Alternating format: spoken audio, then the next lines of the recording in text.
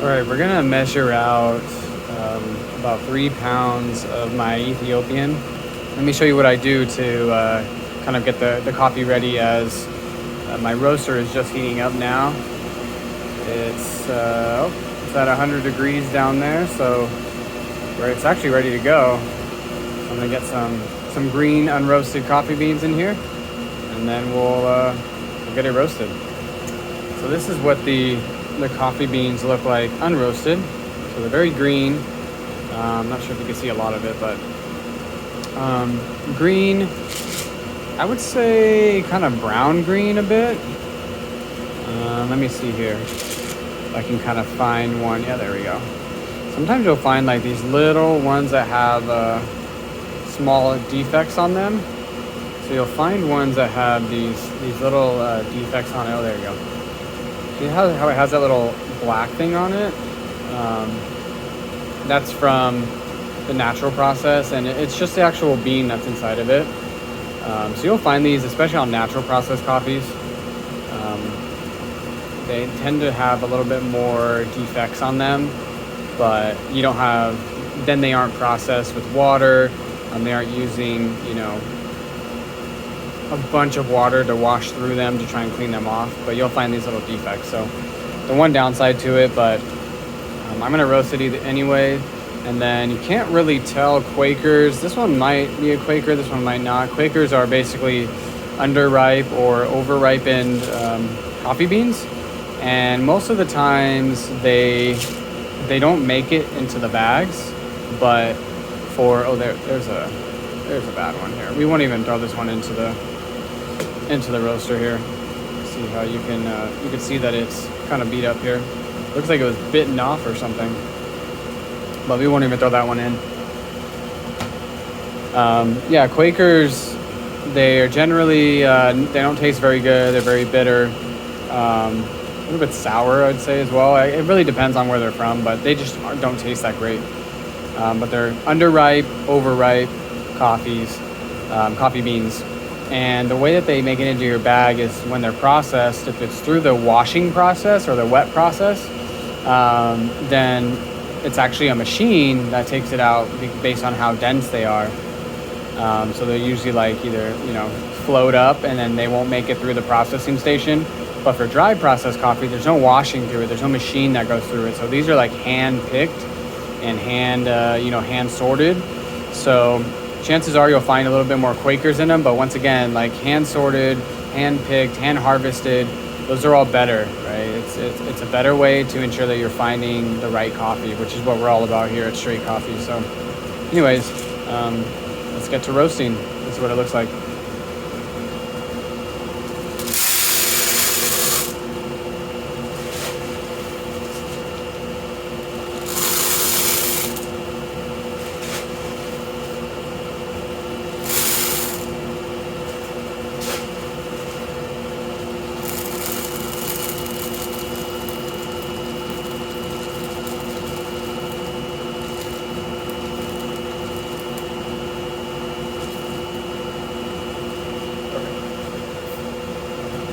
Right at 3 pounds. All right, let's get it in the roaster. All right, so my roaster is the Artisan 3E by Coffee Crafters. It's an air roaster.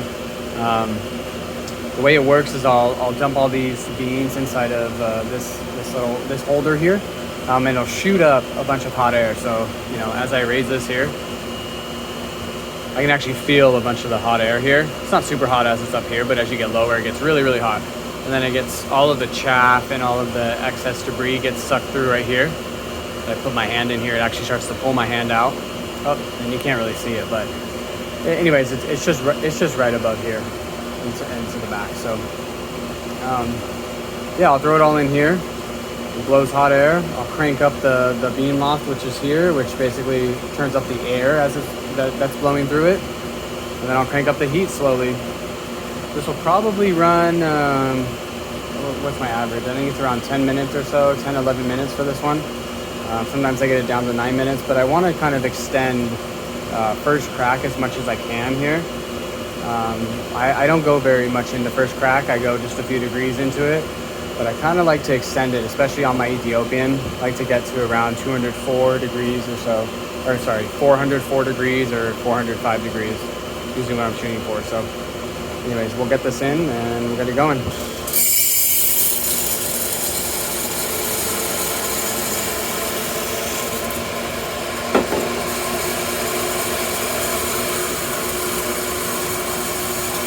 So usually when I start here, you see the beans blowing up. That's the hot air that's being pushed through it. A bunch of air is actually being pushed. The heat is coming from below it, and the air is just kind of pushing up the heat. The air is controlled by the bean loft that's here. Usually you want to keep it, I don't know, about 2 inches or so from where the beans are actually roasting in. So let me see if I can get a little closer here. Can't really get too close, but that's usually where I typically want to do. And then every minute or two, I'll kind of adjust the heat here to get it to the right temperature that I'm looking for. And this is the internal roast temperature. So it's the machine that's inside of it. And then the actual bean temperature is being monitored right here. So this is kind of at the bottom of where the beans are right now. That's kind of the bean temperature. So I'll crank this up to 5, and then we'll keep on roasting. So as the beans are being roasted, they actually start to extract some of the moisture that's inside of it, all of the water. So they become less dense. So as you just saw, a bean flew out. That means I had the bean loft a little too high. And so I continually need to lower it, but not too drastically. If I lower it too much, then not enough air will be pushing through it, and the beans will be unevenly roasted. So I'm going to kind of crank this down a little bit more, get it a little bit lower, and then continue to monitor it. Sometimes, the less that you have the bean locked on, actually the higher the temperature will be, because it's pushing less of the air, which the air will cool it down a little bit. So I won't turn up the heat as often as I'll turn down the bean lock as we get towards the end. If you were able to smell this through my recording device, then I would say you kind of smell a little grassy, kind of sweet grass right now. I kind of roast a little bit differently than, I would say, a lot of other coffee crafter, Artisan 3E, or any of their Artisan coffee roasters, and how they do it, I do it a little bit differently. I like to slowly crank up the heat. I know a lot of people will leave it at the proper heat the whole time and just kind of let it roast. I find that the slower you roast it, the more robust and the more well-balanced the beans are, and they don't have a chance of being burnt or over-roasted or being fried on the inside. They'll slowly start to roast to the right temperature. It takes a little bit longer, adds maybe a minute or two to my roast, but I think it's worth it for the quality of the coffee that we're buying and roasting. And usually as we get around to 300 degrees on the internal bean temperature, that's when I'll start to see a lot of smoke coming out of the exhaust airways. And then as we kind of get through 300 to about 350 or so, that's when the smoke starts to wind down a bit. But this is probably one of the most important parts of the coffee roasting journey, is around 300 degrees, in between, I don't know, maybe 320 to about 400 or so. That's when the real coffee flavors are coming out. So as you can see, the roasting temperature, the internal temperature, is about 100, a little over 100 degrees Fahrenheit more than the internal bean temperature, which is what I find is usually the case when I'm roasting. So it kind of helps out in ensuring that I'm finding the right, or I'm consistently roasting it to the right degree and the right temperature.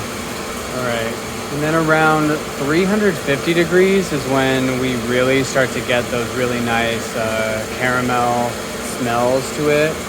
The smells where all of my neighbors want to come by and see what's going on. And in terms of being locked, this is kind of where I'll leave it for a bit now. Probably as we get close to the end, I'll leave it here. There's not as much not as much of the liquid will start to extract anymore. I think in the beginning is when most of it is. And right at the end is when it really starts to extract again as first crack begins. And then I just raised it to 8, which is the highest temperature I'll go here. And this will usually start first crack around 500 degrees internally. And then the coffee bean temperature will be around 400 at that time.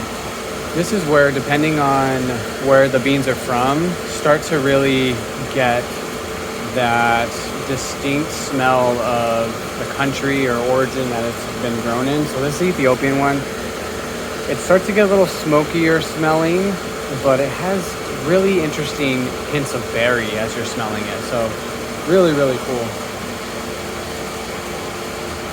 At this phase right now, we just crossed the cinnamon roast stage. We're kind of in the New England roast, getting on to the American roast. And this is where the roasting profiles change quite a bit. I'll usually pull it anywhere from cinnamon roast to about New England roast. And then all the way up through American. I'll usually categorize them as city myself because they are still lighter, but this is the most important part.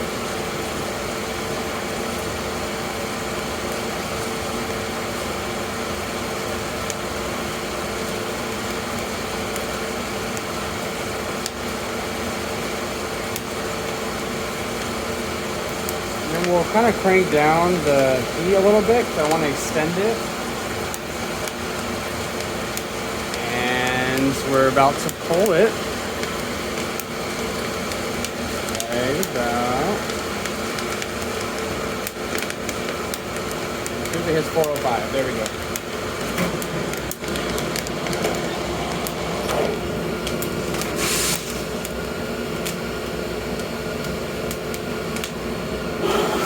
And then we turn down the heat a bit. Turn down the loft.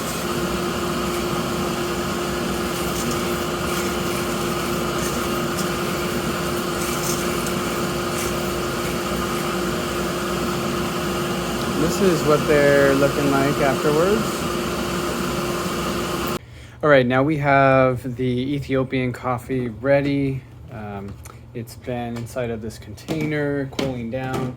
And let's see if we can find some Quakers in here.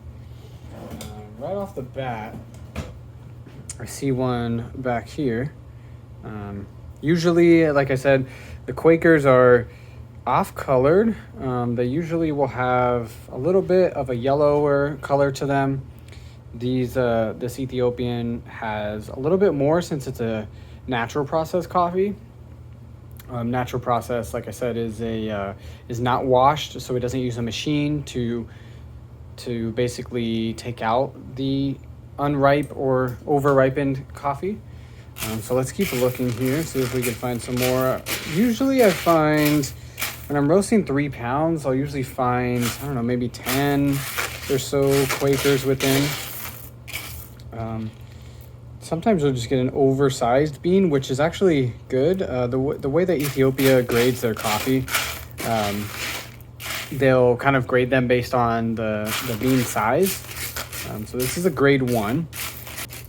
One cool thing about Ethiopian coffees that I find is, especially in specialty coffee, which specialty coffee really just means that it graded higher than an 80 on the cupping scale. They will have, professional cuppers go to sites, to washing stations, to estates, and grade the coffee. And it grades on a number of factors. And if it grades 80 or higher, it's considered specialty coffee, which is the highest grade you can buy, or the highest rating it can get, actually. This is my Ethiopian coffee. Thank you all for watching. I'm going to get this bagged and served soon. And like, comment, subscribe if you enjoyed this. I'm going to have more videos on roasting, how I roast, the different temperatures, different types of beans, and all of the different countries that I buy the beans from. And just as I grow this business, kind of show you about it a little bit. So thank you for watching.